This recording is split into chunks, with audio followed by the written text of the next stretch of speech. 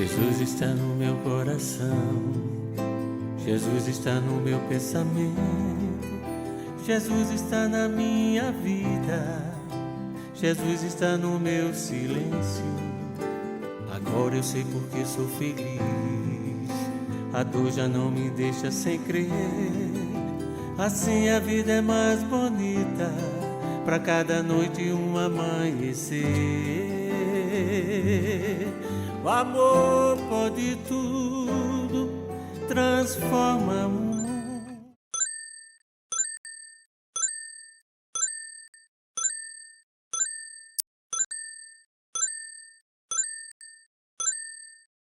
Da palavra.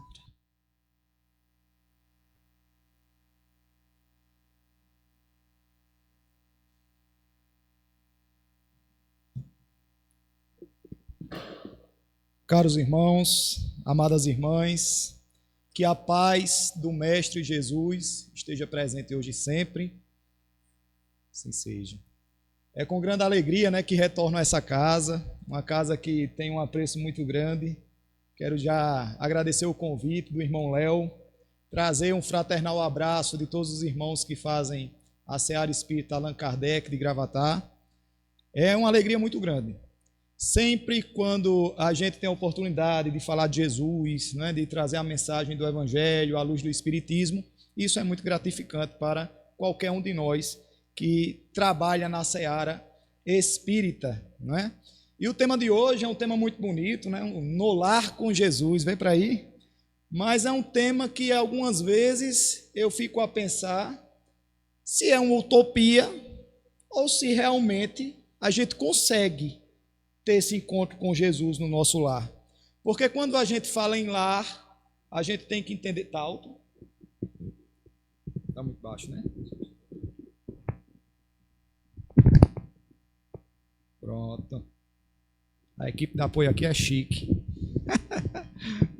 Então, quando a gente conversa, pensa em lar, a gente pensa na ideia de casa. Só que eu tenho uma novidade para vocês. Tem muita gente morando em casa que não é lar. Porque o que é lar? Lar é aquele ambiente que tem a presença de Jesus. E como a gente sente a presença de Jesus em nosso lar? Através da mansitude do lar, através do entendimento uns com os outros, dentro de casa. Porque no livro Jesus no Lar, psicografado por Chico Xavier, Jesus diz para Pedro o seguinte: Pedro, a paz do mundo começa dentro do lar, dentro de casa. Como é que a gente quer a paz no mundo se a gente não consegue ter paz dentro do nosso lar? E aí, nós, em condição de espíritas, logo identificamos que somos espíritos criados, todos nós da mesma forma, ninguém foi privilegiado, porque se Deus é justo, nós temos que ser criados da mesma forma. Então, eu, Wanderson Bezerra, como Jesus, quanto São Agostinho, Maria de Nazaré, todos fomos criados da mesma forma, espíritos simples e ignorantes. Sabemos nós que temos quantas vidas? Alguém sabe? Uma. Agora, muitas existências. E dentro dessas existências, através da nossa sintonia, da nossa afinidade, vamos encontrando espíritos afins. E espíritos afins não quer dizer que é alma gêmea, viu, gente? Espíritos afins é afinidade. Se eu sou uma pessoa má, eu vou canalizar só espíritos maus. Se eu sou uma pessoa boa, eu vou canalizar só pessoas boas. Então, nessas existências que a gente vai indo e vindo, a gente vai encontrando os nossos espíritos familiares. E esses espíritos familiares que nós tanto nos afinamos, a gente tem um processo de convivência e resgate nas vidas futuras. Então, veja só. Se a gente prega tanto a paz no mundo, ela tem que começar dentro de casa. E o que é que estamos vendo hoje, Marido briga com esposa, esposa não se dá com filho, filho não se dá com pai, irmão não se dá com irmão, é tudo intrigado. E aí não pode existir o lar.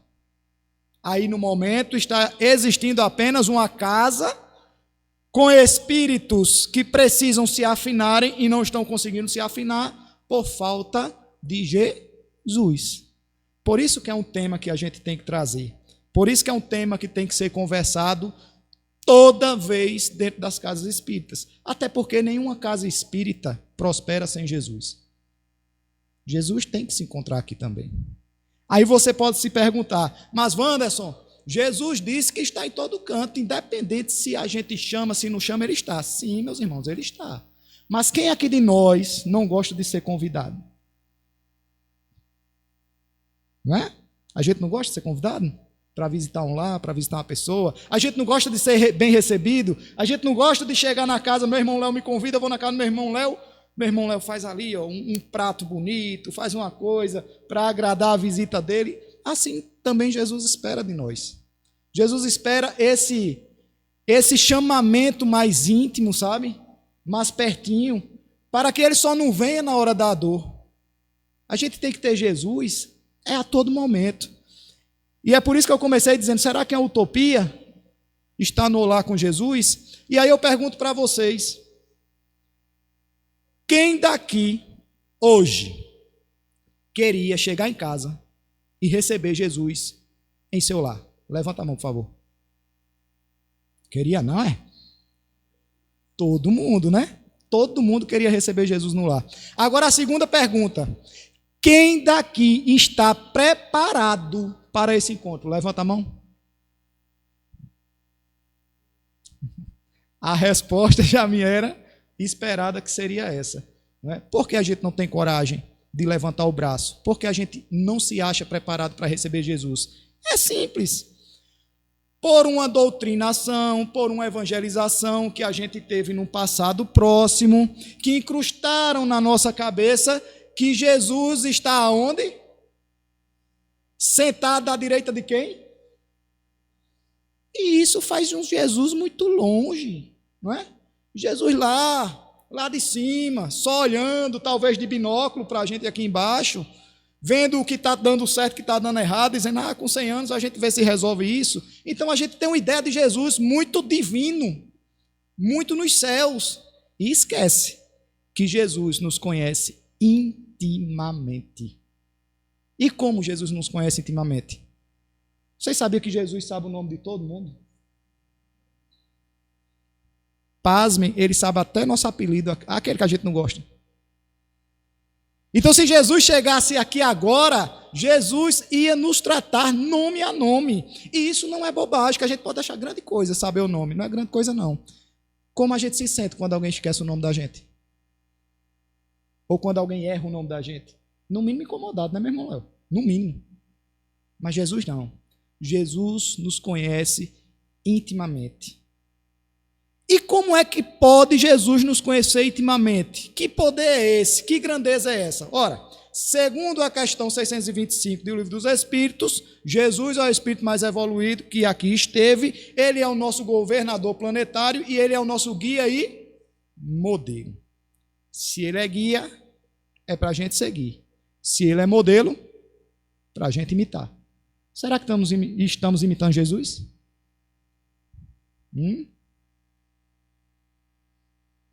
Vamos lá. Como a gente entende Jesus no campo, não é, gigantesco, no campinho menor? Vamos levar o entendimento de Jesus para Chico Xavier. Chico Xavier, quando dava suas palestras, e logo no final das palestras, ele, como psicografou muitos livros, mais de 420 obras, então, geralmente, o pessoal comprava os livros e ficava aquelas filas quilométricas, não é? Para que Chico autografasse. Ser humano é complicado, né? Ao ser humano na fila, aí começava. Uma lá, com 20 metros de distância. Olhava para Chico e fazia, vige, como o Chico está gordo. Isso não é mente, né? Aí a outra pegava e olhava, vige, Chico está parecendo um sapo. Olha que é o ser humano, né? Aí quando chegava próximo a Chico na mesa, que Chico ia autografar o livro dela. Aí ela chegava e já fazia: Chiquinho, meu amor, como é que você tá? Aí Chico dizia: ô, minha filha, tentando fazer regime. Aí a outra, quando chegava: Chico, que bom estar perto de você. Aí Chico olhava e dizia: é, minha filha, mas os sapos também são de Deus. E a gente pensando nisso, a gente não pode pensar que Chico estava com o espírito fofoqueiro do lado, né? Porque o espírito que trabalha com Chico é Emmanuel, e Emmanuel ainda está perdendo tempo fofocando. E como Chico sabia? Pela áurea dele, pelo campo de exteriorização psíquico de Chico. Todo mundo aqui sabe o que é áurea, né? Se não souber, eu vou explicar naqueles quadros antigos. Não tem aqueles quadros antigos da Igreja Católica que Jesus está com um negócio na cabeça e Maria também? Aquilo é a áurea. Vocês sabem o tamanho da áurea da gente? Alguém já estudou? Quem chuta aí?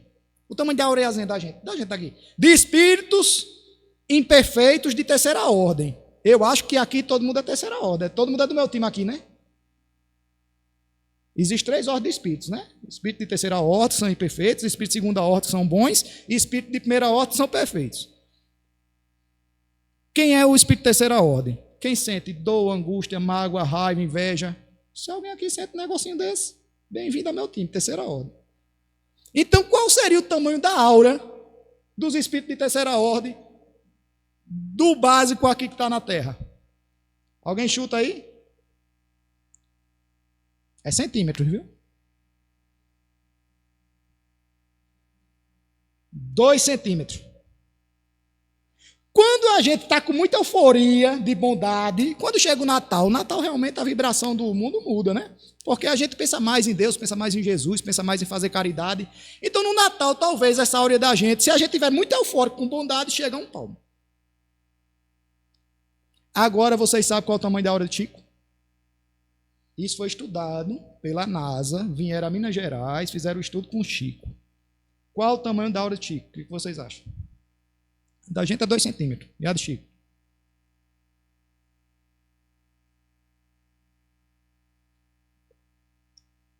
É? Oi? 10 metros? Olha, o irmão já começou a chutar, chutou bem aí. E aí? Mais ou menos? 30 metros. 30 metros. Por isso que quem estava no centro com Chico, Chico sabia tudo. Sabia de nome, sabia do comportamento, sabia de tudo. Por quê? A áurea de Chico atingia 30 metros de expansão. Aí eu pergunto, se Chico consegue uma áurea de 30 metros de expansão, qual seria o tamanho da áurea de Jesus? Óbvio que a gente não estudou, né? Mas, com certeza, sem medo de errar, é o tamanho do planeta Terra. Por isso que ele disse: eu sou o caminho, eu sou a verdade, eu sou a vida. Eu sou o mesmo de antes ser. Então, ele está em todo canto, em todo lugar. Então, a gente vai percorrer, na noite de hoje, as 12 casas que Jesus visitou. Os 12 lares que tiveram a presença de Jesus. Vocês pensavam que a palestra ia ser para ensinar a fazer evangelho no lar, né? Não, a gente vai conversar sobre as casas que Jesus entrou. E Jesus disse o seguinte: eis que estou à porta e bato, se alguém ouvir a minha voz e abrir a porta, entrarei em sua casa e com ele cearei e ele comigo. Será que a gente está abrindo a porta para Jesus? É uma coisa que a gente tem que se perguntar, né? A primeira casa que ele visitou foi a casa em Caná. Então vocês se lembram que Jesus foi para um casamento e nesse casamento ele fez o quê? Transformou água em vinho, né? Tem uma curiosidade muito grande aqui que não sei se vocês perceberam a importância de Maria nesse primeiro milagre de Jesus, né? Que Jesus disse que não estava preparado. Maria chega de Jesus, acabou o vinho. E agora? E ela olhou e fez: o que é que eu tenho com isso? Ela chamou os serviçais. Vem aqui. Faça tudo o que ele pedir. E saiu de perto. Como assim, né? Te vira. Então, a mãe, como sempre, né? Ensinando ao filho a ter coragem e andar para frente. E aí todo mundo conhece que Jesus fez a transformação. Alguns discutem se tem álcool, se não teve álcool. E o que é que importa se esse vinho teve álcool ou não? O que importa é que ali Jesus trouxe alegria, que ali começou, não é? A vida missionária de Jesus. Então a primeira casa que Jesus visitou foi a casa em Caná, no casamento. A segunda foi a casa de Pedro. Jesus trouxe cura a essa casa. A sogra de Pedro adoeceu do nada. Ficou febria, pegando fogo e já querendo desfalecer. E aí Pedro leva Jesus e Jesus, chegando lá, expulsa um demônio. Então veja que a doença dela era um processo de obsessão, de subjugação de algum irmãozinho infeliz. E Jesus chega lá, dá ordem, e ela fica boinha, se levanta, pergunta quem era ele, que ela nunca tinha visto Jesus. Quem é esse? Não, esse é Jesus, nosso amigo. E ela já se levanta preocupada e vai preparar uma janta, vai preparar uma comida, para vocês verem, né? A presença de Jesus nessa casa. Então, o que é que isso nos ensina? Devemos contar para Jesus o que está acontecendo em nossa casa para sermos abençoados. O que está acontecendo em sua casa. Jesus pode curar a nossa família. E quando eu falo de cura, só não é cura de doença. As famílias estão doentes psicologicamente. A gente está vivendo em um mundo tão conturbado, tão cheio de informação. Esse danado desse celular, dessa televisão, que a gente não desgruda dele. É muita informação, a gente não sabe se é verdade, se é mentira, se acredita, se não acredita. E a mente vai ficando cheia, as famílias não se relacionam mais. É muito difícil ter mais um encontro, não é? Um almoço junto, uma janta junto. É todo mundo muito no seu quadrado. Não é, meu irmão? E isso está distanciando a gente também de Jesus. A terceira casa, a casa em Cafarnaum. Está lá em Lucas 5, 17, 24. Jesus trouxe restauração a essa casa. Essa casa de Cafarnaum, Jesus, a gente tem que entender que ele era o popstar da Galileia. Viu? Você imagina o camarada curando, falando coisa bonita, ensinando, conhecia a Torá na cabeça, fazendo os pseudos milagres. Então Jesus ficou um camarada muito famoso. Então, aonde Jesus chegava, era aquela folia, era aquela festa. E aí Jesus, em Cafarnaum, estava pregando em uma casa, em uma residência, e tinha um paralítico. Só que tinha tanta gente que teve que destelhar a casa e colocar o paralítico por cima do telhado. E ali Jesus, né, faz que o paralítico ande. Então, esse paralítico, ele havia enfrentado uma vida repleta de dor, preconceito e doenças. Mas Jesus o curou completamente, restaurando sua vida por completo. Vocês já imaginaram o camarada ser paralítico naquele tempo?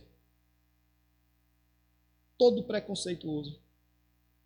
Você ter lepra, você ter qualquer enfermidade naquele tempo que você tinha, você era discriminado, escanteado, mas que ninguém queria entrar nada, nem para chegar perto. E Jesus opera esse milagre na vida da pessoa, a pessoa sai andando, carregando a maca debaixo do braço e passando por todo mundo. Olha aí. Próxima casa, a casa de Levi. Jesus trouxe perdão à casa de Levi. Levi era o São Mateus, né? O evangelista Mateus. Então Mateus era um cobrador de impostos, ninguém gostava de cobrador de impostos, como ninguém gosta hoje, né? Quem é que gosta de cobrador de impostos aqui? O povo tem raiva de mim, que eu sou guarda municipal, porque a gente autua no trânsito. Mas, rapaz, me multou, não sei o que lá. Não é?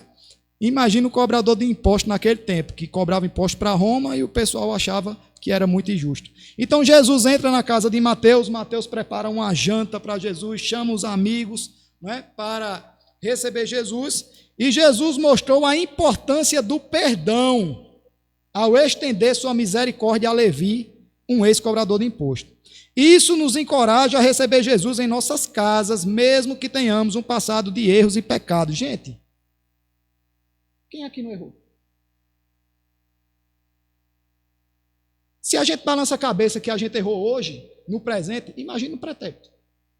Imagine nas vidas passadas. Vai saber o que foi no verão passado?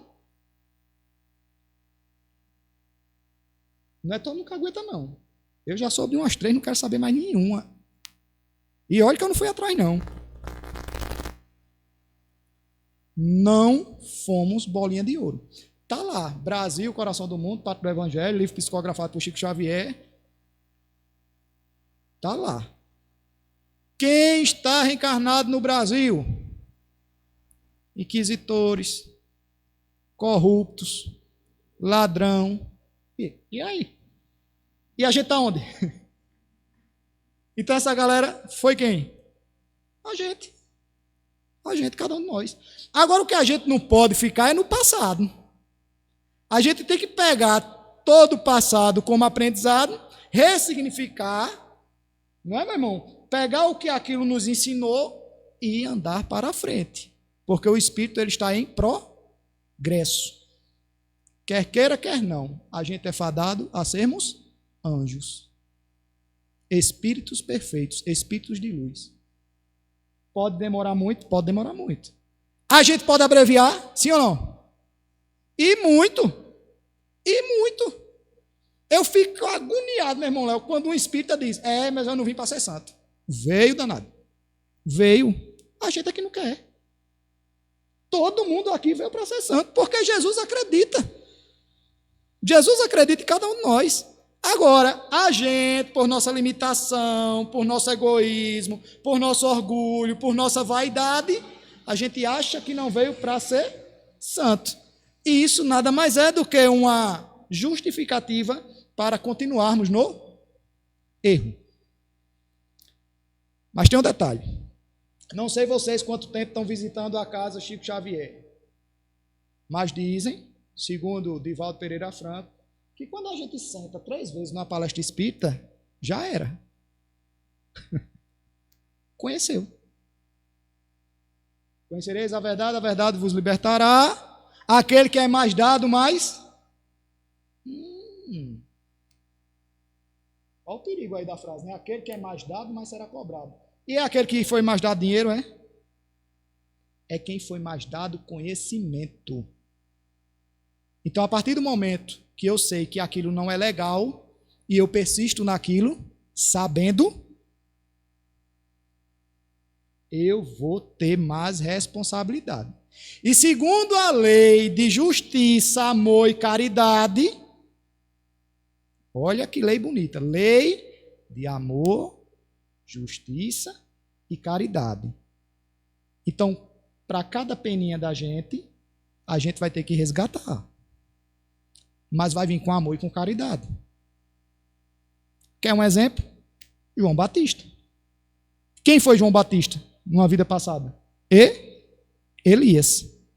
Elias persegue os profetas de Baal, decapita mais de 203 falsos profetas e volta reencarnado como João Batista. João Batista morre como? Aí veja a justiça e a misericórdia de Deus.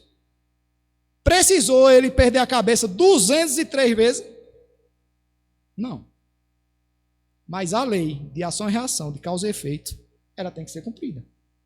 Não necessariamente que ele precisava ter perdido a cabeça. Poderia ser de outra forma, mas teria que resgatar aquilo. E ele resgata como? Sendo precursor de Jesus, apresentando Jesus ao mundo, batizando Jesus. Uma vida extremamente humilde e resignada. Olha aí. Isso não é misericórdia? Isso não é amor? Então eu gosto muito quando Haroldo Dutra dá o exemplo dessa lei de amor, justiça e caridade, que ele fala do bolo de cenoura. Já ouviram? Que ele faz assim, ó. Pega um liquidificador, coloca 2 xícaras de trigo, coloca uma de açúcar, 2 cenouras raladas, uma de óleo, bate tudo. Tira a cenoura. Dá para tirar a cenoura?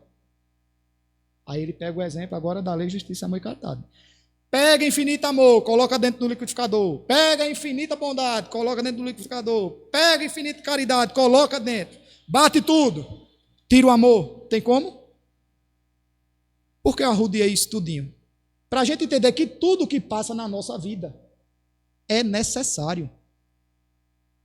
Tudo que a gente enfrenta é necessário para o nosso progresso. Eu não estou dizendo aqui que a gente veio para sofrer. Não, a gente não veio para sofrer. A gente veio para passar pelo sofrimento. É diferente. Porque o mundo é de quê? De provas e expiação. Ninguém aqui está em colônia de férias. Não é, meu irmão? Ninguém. Todo mundo está reencarnado conforme a nossa vibração. Conforme a nossa sintonia. Eu já falei aqui na última que eu vim, né? Aproveitem. Quer dizer, aproveitamos, né? Que aproveitamos, que eu também estou aí nessa. Porque não é todo mundo que vai ter chance de voltar para cá, não. Ah, a Terra é muito difícil. É difícil, mas ninguém quer sair dela, né? Alguém quer morrer aqui? Quer desencarnar? Então ela não é ruim. Não é? Ela não é ruim. É a última chance. Estamos em transição planetária. Está acontecendo com a Terra o que aconteceu lá em Capela. Não tem mais tempo. Não vibrou legal. Degredo. O que é degredo? Eu vou para um planeta conforme a minha vibração. Se eu não tenho como ficar na Terra que vai ser regenerada, eu vou para um outro planeta que está lá ainda em prova e expiação. Ou quem sabe primitivo, pode também, viu? Quem sabe precisam da gente lá para a gente inventar o fogo, não é, meu irmão Léo? É porque a inteligência a gente não perde. Se a gente não perde inteligência, então a gente vai para lá para ajudar. É assim. Casa de Simão. Jesus trouxe unção à casa de Simão. Lembra daquela passagem que veio uma mulher chorando, lavou os pés de Jesus, depois enxugou com seus cabelos? Pronto. Isso aí era uma tradição que tinha lá, certo? Que como eles, tudo empoeirado, como eles andavam muito, então as casas que eles chegavam ofereciam água para lavar os pés. Era simplesmente para isso. Só que nesse dia se empolgaram tanto com a presença de Jesus que esqueceram de lavar os pés de Jesus. Não ofereceram a água. E aí veio essa mulher muito devota, muito emocionada pela presença de Jesus, e ela já veio chorando, e com suas lágrimas de resignação, lavou os pés de Jesus, e ela enxuga os pés de Jesus com seus cabelos. Então, isso nos ensina que quando Jesus está em nossa casa, podemos levar a Ele as nossas lágrimas e tristezas. A pergunta é, quando foi a última vez que a gente conversou com Jesus verdadeiramente? Eu não estou falando de rezar o Pai Nosso e dormir, não. Eu estou falando de parar, de se concentrar, de canalizar e ter um encontro íntimo com Jesus. Qual foi o último dia? Não precisa me responder, não. Casa de Jairo. Jairo foi aquela passagem, né, que a filha dele estava muito doente. Jairo escuta falar que Jesus estava, não é, pela localidade, e ele vai correndo atrás de Jesus para ver se Jesus salvaria a filha dele. Chegando em casa, todos já tinham dado a filha dele como morta. E aí Jesus manda todo mundo sair de dentro do quarto e ressuscita a filha de Jairo. Depois a gente sabe, com estudos tal, que nada mais foi do que catalepsia, e depois Jesus, como controlava os fluidos, não é? Jesus era um grande médico do tempo, aquele povo não entendia nada, Jesus já sabia tudo.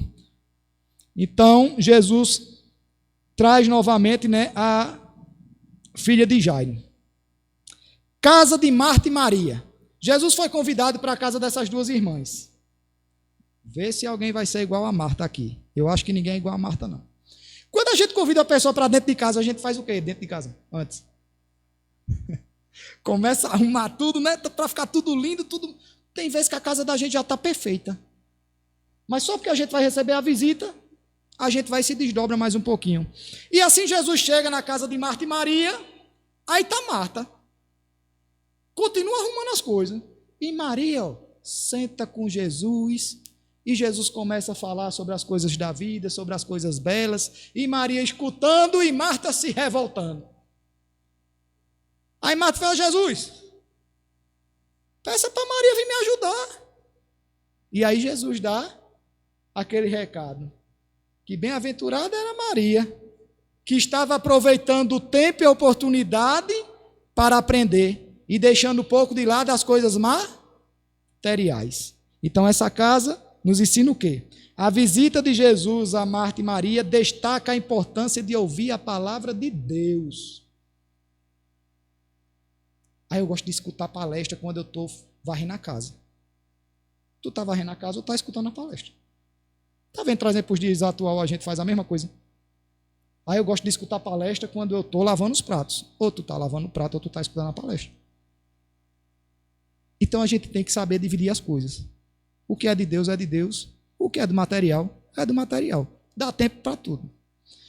Isso nos incentiva a dar prioridade à comunhão com Jesus em nossas vidas familiares, permitindo que sua palavra transforme nossos corações e oriente nossas ações. A próxima casa está lá em Lucas, no capítulo 22, que é o cenáculo. O cenáculo foi onde teve a ceia, né? Dizem que essa casa foi a casa do evangelista Marcos. Então, o que é que a ceia nos ensinou? Nos mostra que, ao oferecermos a nossa casa a Jesus, podemos desfrutar de comunhão profunda e significativa com Ele em nossas vidas familiares. A importância da comunhão é enfatizada neste lar, onde a última ceia ocorreu. Vocês já imaginaram a sensação de estar em uma ceia com Jesus? Jesus compartilhando seus ensinamentos, compartilhando o pão, compartilhando o vinho, falando sobre as coisas da vida. Foi ali também que ele disse que alguém iria trair ele. Foi ali também que ele disse a Pedro que Pedro ia negá-lo.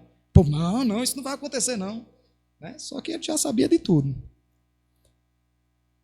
A próxima casa não foi uma casa muito legal não. Foi a casa de Caifás. Quando Jesus é preso, é levado à casa de Caifás. Caifás era um alto sacerdote dos judeus, não é? Era genro de Anás. E aí Jesus foi levado para essa casa para ser julgado, aonde ele levou uma tapa no rosto, aonde ele foi humilhado. E o que é que essa casa nos ensina? Cuidado com o julgamento dentro do nosso lar. Cuidado com fofoca dentro do nosso lar. Tudo é energia, sim ou não? A gente não aprendeu que tudo é energia? Que tudo vibra? Que tudo tem emoção? Então, se eu levo fuxico, injúria, julgamentos dentro do meu lar, o que é que está impregnando nas paredes e nos móveis? Está entendendo por que o espírita faz evangelho no lar? Tem que ser 1, 2 vezes na semana, ou quem gosta faz todo dia. Que é para canalizar o ambiente, é para o ambiente ficar com energia, é para que a boa espiritualidade possa estar ali presente e que não dê acesso à espiritualidade ruim.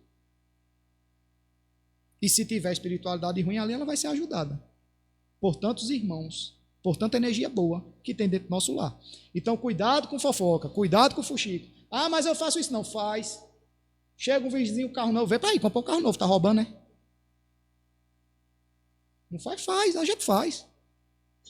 A coitada da vizinha vai para um casamento, faz um bigodinho na cabeça, quando ela aparece na rua, vixe, Maria, que diabo é isso? A mulher está parecendo um cão.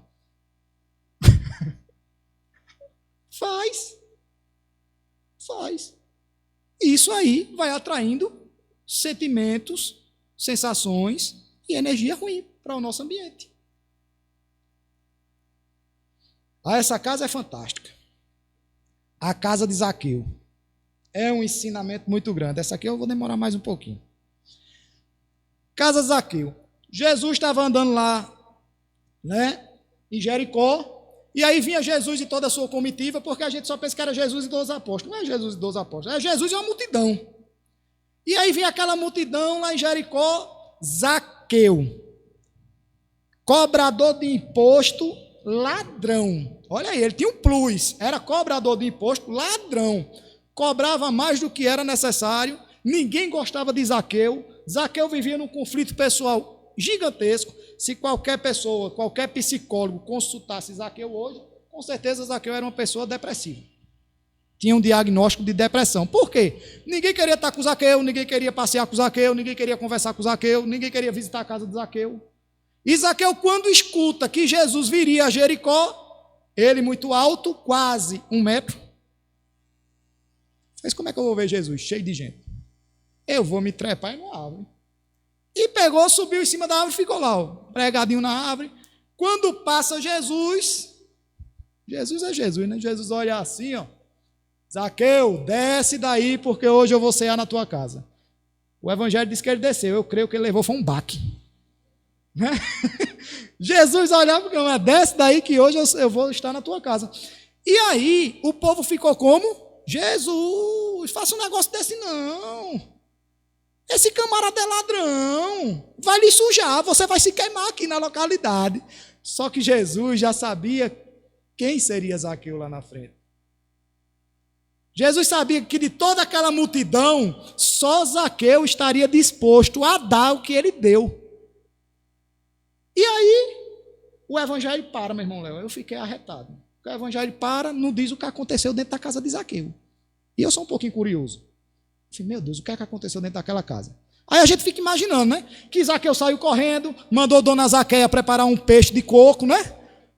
Preparar uma coisa extraordinária para Jesus. A gente imagina, não é, que eles arrumaram toda a casa, fizeram todas aquelas pompas, e aí chega Jesus na casa de Zaqueu. Vocês acham que Jesus disse o que para Zaqueu? Xingou? Puxou a orelha? Deu carão? Isso combina com Jesus? Eu tenho certeza que Jesus ficou conversando com Dona Zaqueia, ficou brincando com o Zaqueuzinho, ficou elogiando a comida, o peixe de coco que ela deve ter feito, ficou falando para Zaqueu das maravilhas do mundo, e Zaqueu ali foi tocado. E Zaqueu deve pensar, meu Deus, o homem veio aqui, tratou bem a minha esposa, tratou bem os meus filhos, não puxou minha orelha, não me tratou com indiferença.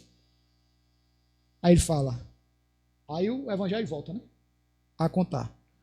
Aí ele fala, Senhor, aqueles que eu roubei, eu lhe restituirei 4 vezes mais.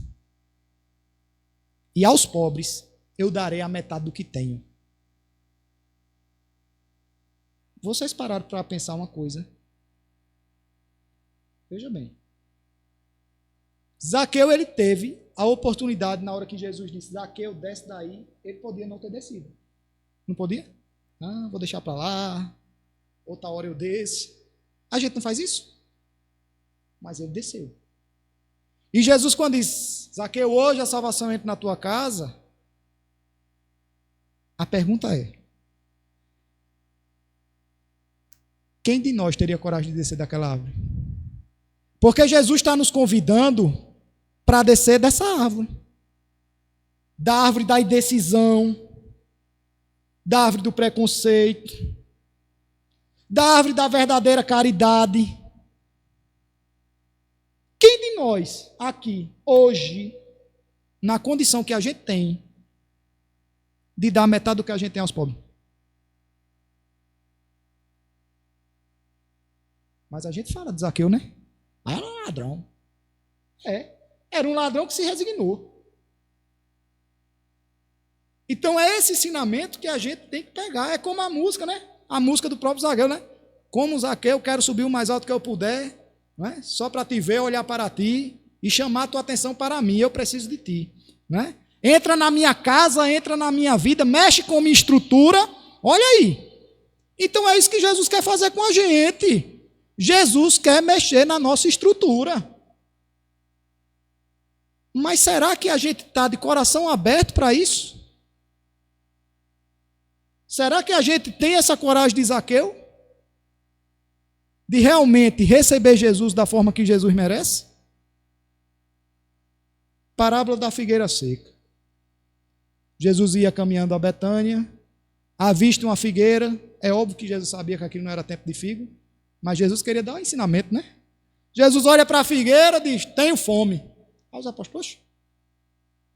E foi para a figueira. Chegando na figueira não tinha fruto algum. E Jesus pega e diz que ninguém mais coma de ti fruto algum. E vai embora para Betânia. Quando é no outro dia, Jesus vem voltando. Aí Pedro, Simão Pedro, avista a figueira estava seca. Mestre, olha a figueira que tu amaldiçoou. Eu acho que esse amaldiçoou é erro de tradução da Bíblia, porque eu não vejo Jesus amaldiçoando, né? Mas está lá no texto bíblico, amaldiçoando. E aí, qual é o ensinamento? Quantos de nós estamos igualzinho àquela figueira seca? O exterior lindo. Sabe falar, sabe convencer, né? Diz para todo mundo que é bom, que o Espírito tem muito isso, né? Diz para todo mundo que é bom. Mas será que a gente tem fruto? É uma pergunta forte. Quantos falsos profetas não existem? Dizendo que tem fruto. Quantas pessoas não têm sendo enganadas com pessoas que dizem que têm frutos? E por mais consciência que a gente tenha, por mais inteligência emocional que a gente tenha, somos fáceis de ser enganados. A exemplo, quando Jesus está crucificado, de um lado tinha um ladrão, de outro tinha outro ladrão. Um ladrão pediu para ser salvo, para que estivesse com Jesus. O outro deixa de ser besta, esse aí não consegue nem se despendurar daí.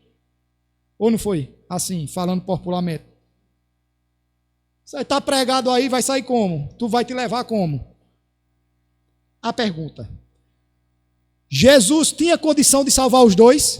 Sim ou não? Sim. Jesus tinha realmente condição de salvar os dois? Jesus tinha condição de salvar os dois. Presta atenção.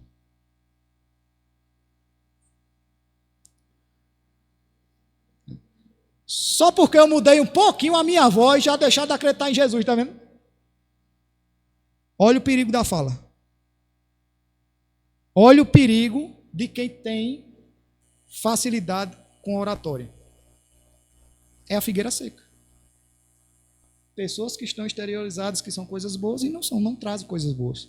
Então a gente tem que ter uma preocupação muito grande. Casa dos discípulos. Jesus, né, depois crucificado, aí aparece para Maria de Magdala, e aí os discípulos estão tudo dentro de uma casa, tudo com medo, tudo sendo perseguido, tudo desacreditado, aí chega Jesus. Já imaginou esse encontro, Jesus chegando nessa casa? Se fosse a gente jamais ia dizer que a paz do Senhor esteja convosco. Que isso foi o que Jesus falou quando entrou dentro da casa que estavam os 12 apóstolos. Se fosse a gente ia chegar lá dizendo: pense nos amigão, um me traiu, o outro me negou 3 vezes, 8 fugiram, só ficou um. Era assim ou não era, se fosse a gente? Passar na cara. Passar na cara. Mas Jesus não, que a paz do Senhor esteja convosco. E ali ele trouxe as boas novas e conduziu que os apóstolos continuassem com a evangelização. Então a casa dos discípulos mostra como Jesus pode fortalecer nossa fé. O que é fé, minha gente? É o poder em acreditar nas coisas do alto. O que é fé? É a gente entender que Jesus nos trouxe todo o conhecimento da vida espiritual e no tempo a gente não entendeu e ainda hoje, meu irmão Léo, não entende. Porque Jesus disse que o reino dele não era desse mundo, que na casa do Pai existia várias moradias. Sim ou não? Foi assim ou não foi? E a gente ainda não acredita. Tem muito espírito ainda. Eu vejo quando eu estou fazendo estudo, alguma coisa, ou palestra, que a gente proposita alguma questão, algum questionamento, tem espírito que diz: eu mesmo não acredito em mediúnica. Quantos anos de espírito o senhor tem? Mais de 30 anos. Não. E eu vou fazer o quê? Veja, 30 anos de espiritismo, ainda não acredito em mediúnica. Outros, rapaz, deve ter vida após a morte. Deve ter vida após a morte. Onde é que está a fé? A fé do espírita é racionada. Ela é racional. Ela é racional. Então o espírita, ele acredita porque a gente segue um tripézinho, ó. Ciência, filosofia e religião. Ciência por quê? Porque Allan Kardec codifica tudo, ele faz um molde científico, ele começa a pesquisar, ele não acreditou do nada não. Até porque Allan Kardec era cético. Não era ateu, era cético. Ele só acreditava, era ele e São Tomé. Só acreditava sim. Então ele começou a pesquisar aquilo ali e fez a metodologia, fez a codificação toda. É filosofia por quê? Porque o Espiritismo nos traz o ensinamento moral do Cristo. Ele nos faz pensar o porquê da vida, por que estamos aqui, de onde viemos, para onde vamos. Aí entra a filosofia. E a religião entra na aplicação do ensinamento de Jesus, da filosofia. Mas a gente ainda tem dúvida no contexto de fé. Por isso que Jesus disse, podeis fazer muito mais do que eu. Podeis pegar essa montanha daqui e colocar ali. Só que a gente quer fazer isso agora. Vai fazer agora? Não vai. Ele estava falando, ó, em mundos adiantados. Mas que a gente vai conseguir, vai. Todos nós seremos anjos de guarda. Como a gente tem um anjo da guarda 24 horas por dia para nos direcionar. Vê que fantástico. Deus é tão bom que nos deu um anjinho da guarda. Desde a nossa criação, enquanto espíritos simples e ignorantes, para estar nos orientando. Só que muitas vezes a gente esquece ele. A gente não sintoniza com ele. E sintoniza mais com os nossos irmãozinhos que não nos querem muito bem. Né?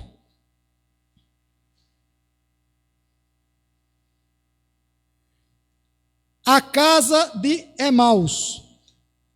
Esses não eram apóstolos do Cristo, eram discípulos. Jesus também já tinha voltado ao plano espiritual. E aí vinham dois discípulos de Jesus que não conheceram Jesus, mas já eram discípulos porque os apóstolos começaram a pregar. E esses dois discípulos conversando na estrada, no caminho de Emaús, e vem um homem todo de branco, alto, cabeludo, barbudo, com os olhos as coisas mais lindas do mundo, e começa a conversar com eles. E eles saem conversando, falando sobre esse Jesus, sobre o Cristo, sobre os seus milagres, sobre as suas andanças. E aí Jesus, que era o Espírito que estava com ele, disse, agora eu vou tomar meu caminho. E os dois, não, venha ceiar conosco, já é fim de tarde, já está anoitecendo, e a estrada é perigosa. E convidou Jesus a entrar no seu lar. Ali na partilha do pão, Jesus começa a dar ensinamentos, eles entendem que aquele era Jesus e Jesus desaparece na frente dos dois. Esse é o último relato da Bíblia de Jesus dentro de um lar. A casa em Emaús destaca como Jesus pode abrir nossos olhos espirituais para a sua presença constante em nossas vidas, mesmo quando não o reconhecemos imediatamente. Então, o que é que isso nos ensina? Que Jesus está presente nos nossos lares diurnamente. Agora, estamos convidando Jesus para dentro dele? Para conversar com Jesus de verdade? Quando a gente está fazendo nosso evangelho no lar, a gente convida Jesus de verdade? Ou a gente só está fazendo de praxe porque é o dia, a hora que bateu e eu me comprometi que iria fazer? A mensagem do Cristo precisa ser conhecida, meditada, sentida e vivida. Então não adianta, meu irmão, eu saber as 1019 questões do Livro dos Espíritos, não adianta eu ler os 5 livros da codificação e não sentir, e não aplicar, e não viver. Olha a responsabilidade nossa enquanto espíritas, olha a responsabilidade nossa enquanto trabalhadores da última hora, de estarmos à frente de casa espírita, de estarmos levando o Evangelho de Jesus. Porque um verdadeiro espírita se conhece por sua transformação moral. E mais do que falar, é servir. Servir de e como exemplo. Eu morro de medo de falar em tribuna. Porque cada vez que eu falo na tribuna, eu saio com uma responsabilidade maior. E a consciência pesa, viu? A consciência pesa. Tem ali minha esposa que não perde uma palestra minha. Puxa minha orelha direto. Quando eu faço alguma coisa, olha o que tu falou. E é verdade. E é verdade. É reforma íntima. O que é reforma íntima? É a gente entender os nossos erros, os nossos vícios. É a gente identificar o que é que nos seduz mais e tentar debastar a grande pedra bruta que somos. Todo mundo aqui tem defeitos, sim ou não? Mas por que a gente persiste nesses defeitos? Não é, meu irmão? A gente sabe o monstrinho que tem dentro da gente. A gente sabe qual é o lado que a gente peca mais. A gente sabe qual é o lado que nos seduz mais. E por que só vereda para aquele lado? Porque a gente não tem força de vir para cá. Não é complicado? E para os espíritos ainda mais. Aquele que é mais dado, mais será cobrado. Se comprometeu. Se comprometeu. Esse copo com água aqui é meu. Vem uma criança, pega o copo com água, leva embora. Em outra circunstância, vem um adulto, pega esse copo d'água e leva embora. Quem foi que errou? Os dois. Agora, quem tem o conhecimento do que era errado? O adulto. Assim somos nós espíritas. Então não adianta a gente querer, não é? Tá enrolando a espiritualidade. Porque a gente está enrolando é a gente mesmo. Então vamos errar, mas vamos identificar o erro. Errei, mas opa, parou. Não vou persistir mais no erro. E aí a gente vai ganhando e conquistando um passinho, mais um passinho, mais um passinho e vai se aperfeiçoando. Moralmente e intelectualmente. Qual o problema hoje do mundo? O intelecto está lá em cima, a moral está lá embaixo. Segundo o Livro dos Espíritas, a gente só progride quando a moral e o intelectual estiver assim. Mas está assim. Não é? Então há muita coisa para a gente fazer ainda. Ah, Wanderson, mas a gente não tem como mudar o mundo, não. Tem. A gente começa mudando o mundo, mudando dentro de casa. Tem uma historinha fantástica. Um camarada perdeu o emprego, uma família muito complicada. Ele estava viciado em álcool. E ele escutou falar que existia um centro espírita, que tinha um homem santo lá, que resolvia o problema dele. E ele procurou esse centro espírita e chegou nesse homem santo e disse: olha, veja só, eu estou bebendo, estou desempregado, minha esposa vive medicada, é remédio de manhã, de tarde, de noite, ela parece um delquidé de um zumbi assim. Eu tenho um filho que está usando droga, eu tenho uma filha que tem filho de cada um menino, ele tem uns 3 meninos, cada um é de um, e gosta de namorar com só a gota. E o pior, faz uma semana, 1 hora e 30 minutos que a minha sogra está morando comigo. Aí o médico pegou e disse: sua vida está difícil mesmo. Mas vamos fazer uma oração para você, vamos ver o que é que a gente pode fazer. E aí o médico faz um passe, faz uma oração, e depois da oração ele fala: olha, seu problema é grave.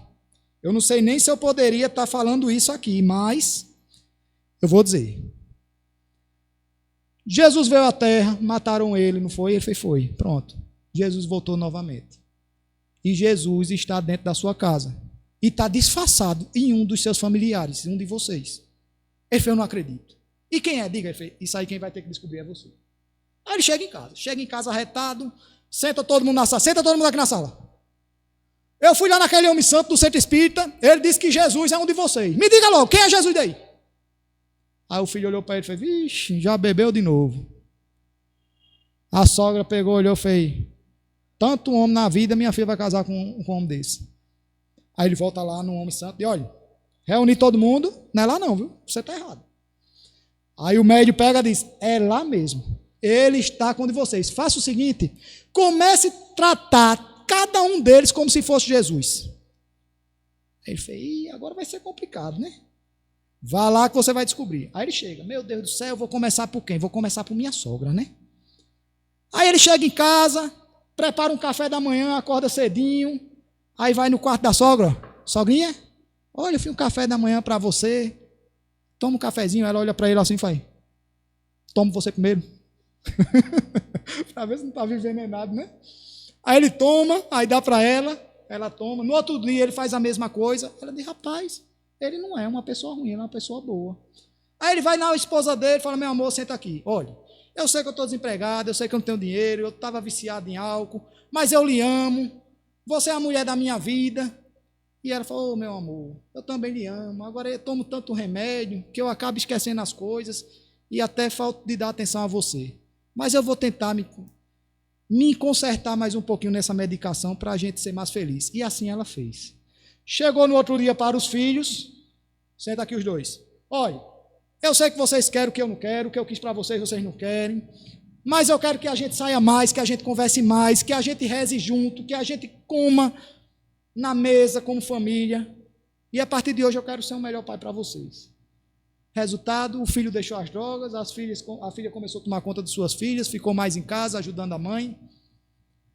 E aí, ele reformou a casa, mas não descobriu quem era Jesus. Aí o que é que ele fez? Pegou a família toda e levou para o Homem Santo, para o Centro Espírita. Foi, olha, está tudo um sossego, mas a gente não descobriu quem é Jesus, não. Aí o médium pegou e fez, Jesus é cada um de vocês. Porque a partir do momento que vocês começaram a tratar a cada um como se tratasse Jesus, Jesus se fez presente em cada um de vocês. O que é que a gente tem que pegar como lição da noite de hoje? Vamos para casa. Vamos começar a tratar nossos familiares como Jesus? Como Jesus merece? Para que assim Jesus possa realmente estar dentro do nosso lar. Fiz esse livrinho sucinto, pequeno, mas foi um livro do fundo do meu coração, No Lar com Jesus. É um livro que eu pego trechos da Bíblia, trechos do Evangelho segundo o Espiritismo, pego diversos temas sobre caridade, amor ao próximo, resiliência, fé, dor, o que é céu, o que é inferno, e faço uma reflexão, coloco uma cerejinha do bolo, que é a aplicação prática, que é para a gente trabalhar a reforma íntima, e fecho numa conclusão. Então, No Lar com Jesus é uma obra que convida o leitor a mergulhar nos ensinamentos de Jesus à luz da doutrina espírita, com base em reflexões sobre passagens da Bíblia e do Evangelho segundo o Espiritismo. O livro aborda temas fundamentais para a evolução espiritual, como o amor ao próximo, o perdão, a fé, a caridade e a justiça divina.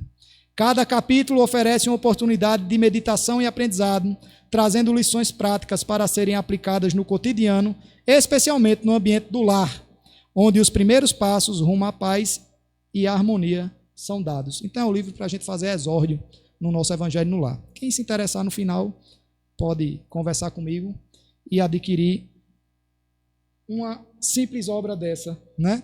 No mais, quero agradecer do fundo do meu coração. Quando eu morrer, quando eu desencarnar, eu pretendo ir para o céu.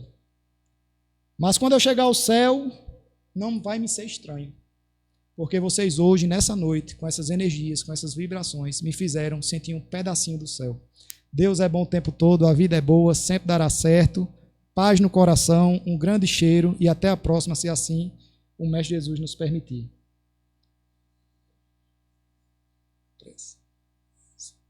Pode ser agora?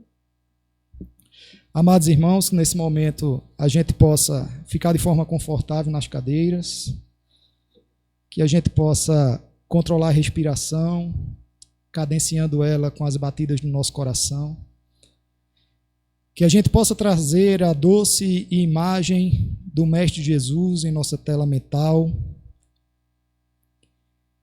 e que nesse momento a gente possa sentir Jesus vindo, caminhando em nossa direção, com seus braços abertos, sorrindo, chegando perto de nós, nos dando aquele abraço apertado, peito no peito, aquele nó que é dado com as almas no nosso ouvido.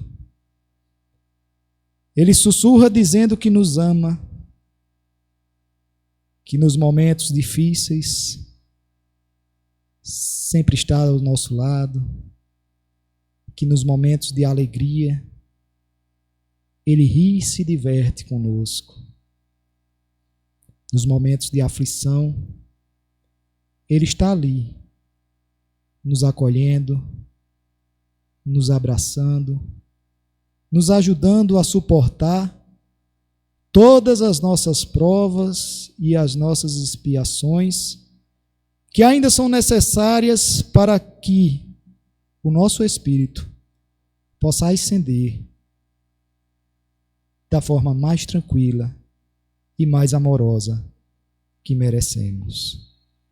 Senhor Pai Celestial, ó Supremo Arquiteto do Universo, fonte fecunda de esperança, de paz e de amor, nós, os trabalhadores de última hora aqui reunidos, te rendemos mil graças, Senhor.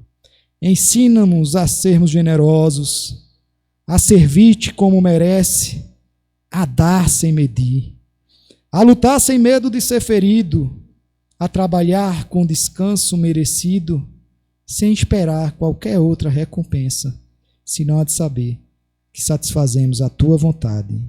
Assim seja.